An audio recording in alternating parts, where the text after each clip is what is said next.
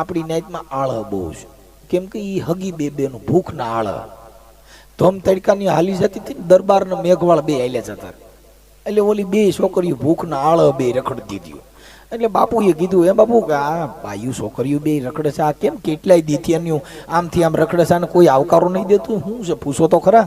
એટલે ઓલી ભૂખ ને આળ બેન બોલાવી, એ અહીંયા લો, તમે આ કેટલા દીથિયાનું રખડો છો, તમને કોઈ ઘરે રાખતું નથી, કોઈ બોલાવતું નથી કે ના બાપા ના, એમને કોઈ આવકારો દેતું નથી કે કા, તો કે તમારું નામ બોલો, કે મારું નામ ભૂખ, ઓલી કે તારું, મારું નામ આળ. તે બાપુ એ કીધું એક કામ કરીને કોઈ આપણા આશરાનો ધર્મ છે કે આને આપણે રાખવું જોઈએ.